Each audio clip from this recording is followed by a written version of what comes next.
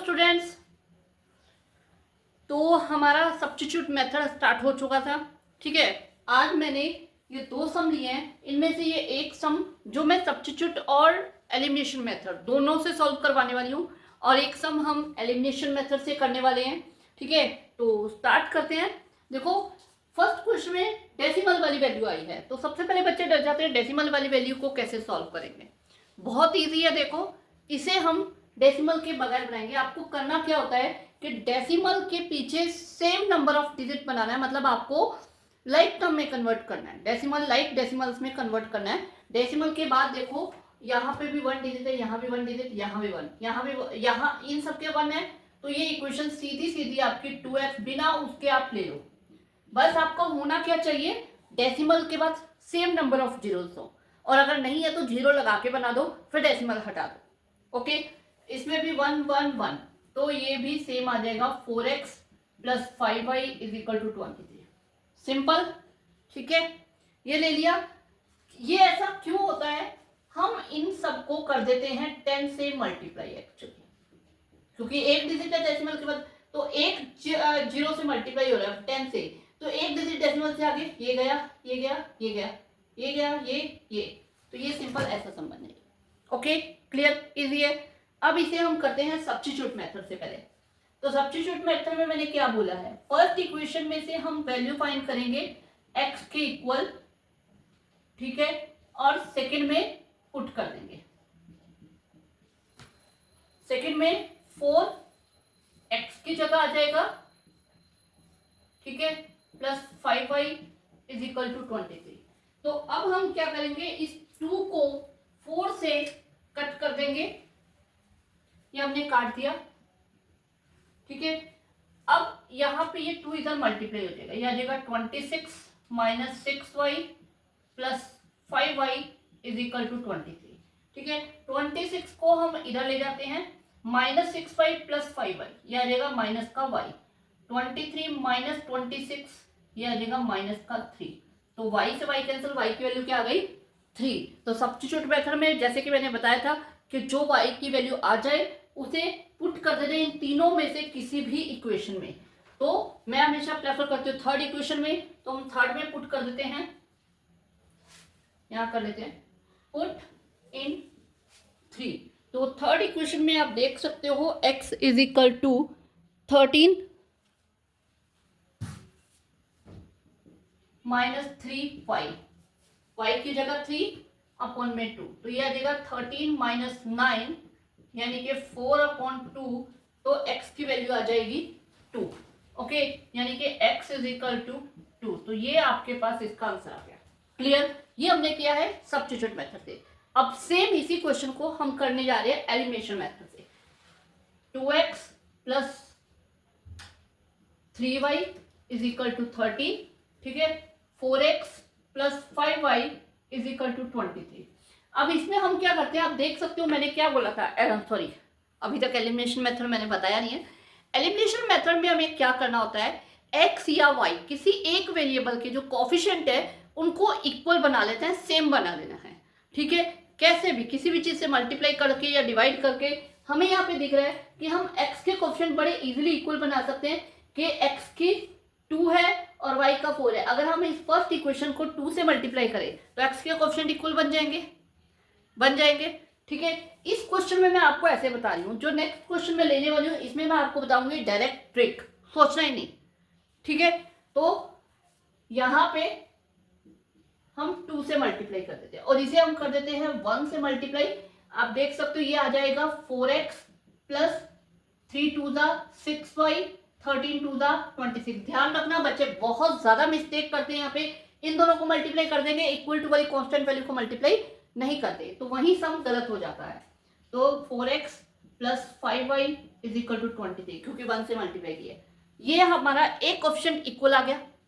अब क्या करना है, जो नीचे वाली इक्वेशन है उसके हमें करने हैं साइन चेंज। साइन चेंज का मतलब एग्जैक्टली चेंज करना है, जो प्लस है वो माइनस कर दो, जो माइनस है वो प्लस कर दो। और क्योंकि हम नीचे वाली का सॉल्व कर रहे हैं, नीचे वाली के साइन चेंज कर रहे हैं, तो ऊपर वाली इक्वेशन का उस पर कोई इफेक्ट नहीं पड़ना। मतलब डायरेक्ट हमें सिर्फ नीचे वाले के यहाँ प्लस है माइनस, प्लस है माइनस, प्लस है माइनस, आपको ऊपर वाला देखना ही नहीं है। ठीक है। और जो अभी साइन थे पहले वाले वो खत्म हो गए, अब नए साइन काउंट होंगे। अब देख सकते हो 4x माइनस 4x खत्म हो गया, 0 आ गया, ठीक है। तो 6y माइनस 5y ये आ जाएगा y, ये आ जाएगा 3। मतलब आपका एक वेरिएबल एलिमिनेट करने से वन वेरिएबल इक्वेशन बच गई, तो उससे उसे सॉल्व करना इजी हो गया, दैट्स इट। अब यहाँ पे आपके पास y की वैल्यू आ गई। अब इस वैल्यू को आप यहाँ पुटअप कर सकते हो किसी भी इक्वेशन में, इन दोनों में से किसी भी इक्वेशन में पुटअप करके आप फाइंड कर सकते हो, ओके। तो y की वैल्यू 3 आ गई। अब इसे हम यहाँ पे फर्स्ट में पुट कर देते हैं, पुट इन 1, ये आ जाएगा 2x plus 3 into 3 is equal to 13, ये आ जाएगा 2x प्लस 9 13, ठीक है। 2x is equal to 13 minus 9 4, x is equal to 4/2 यानी कि 2, ओके। आप देख सकते हो सेम आंसर आपके पास आया है दो अलग अलग मेथड लगाने के बाद। अगर हम सेम सम को किसी भी मेथड से करें तो आपका आंसर सेम आएगा, ओके, क्लियर, ठीक है। चलिए नेक्स्ट सम पे। तो अब मैंने यहाँ पे एक और सम ले लिया है सॉल्व करने के लिए। इस सम को हम एलिमिनेशन मेथड से करने वाले हैं। तो अब देखो फर्स्ट इक्वेशन, यहाँ पे मैंने इक्वेशंस ले ली हैं, इसमें हमें इसका डिनोमिनेटर हटाना है। तो डिनोमिनेटर हटाने का क्या मेथड मैंने बताया कि आप एलसीएम फाइंड कर लो, उससे मल्टीप्लाई कर दो पूरी इक्वेशन को। तो यही हम करने वाले हैं। इस पूरी इक्वेशन को, इनका एलसीएम है 6 से मल्टीप्लाई कर देते हैं, ठीक है। और इसमें ओनली एक ही डिनोमिनेटर, तो उसी से मल्टीप्लाई कर देते हैं 3। तो आपका यहाँ पे जब 6 से मल्टीप्लाई करोगे 6 into x by 2 plus 6 into 2y/3 is equal to 6 into -1, ठीक है। तो ये आपके पास, और दूसरी आ जाएगी 3 into x minus 3 into y/3 3 into 3। अब ये आपके पास इक्वेशन बन जाएगी 3 2, ये आ जाएगी 3x प्लस 2y, सॉरी 2 2 4, यहाँ पे भी 2 था तो 2 2 4y आ जाएगा, और यहाँ आ जाएगा माइनस का 6, क्लियर। अब दूसरी इक्वेशन लेते हैं 3x माइनस 3 से 3y 9।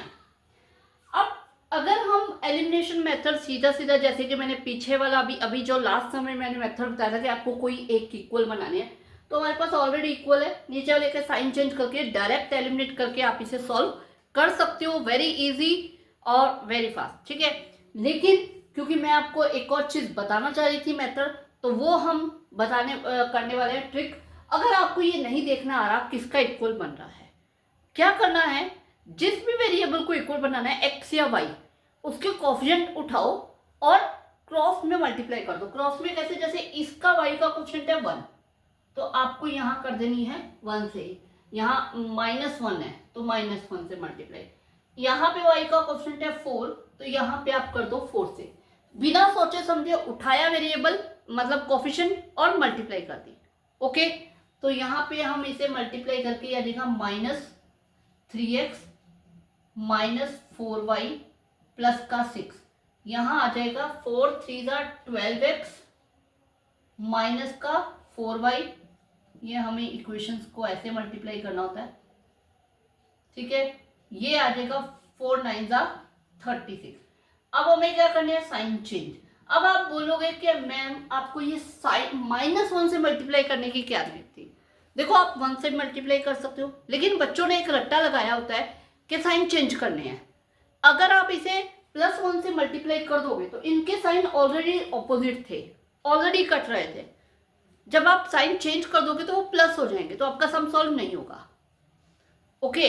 तो इसलिए इनके हमें विद साइन अब एक कोफिशिएंट से मल्टीप्लाई करना जरूरी है। अगर आप बिल्कुल माइंड में एक ट्रिक के हिसाब से चलने वाले हो, तो समझ के चलने वाले हो कि हाँ क्या करना है, तो आप सोच के कर सकते हो, ठीक है। तो हमने साइन चेंज कर दिए, ठीक है।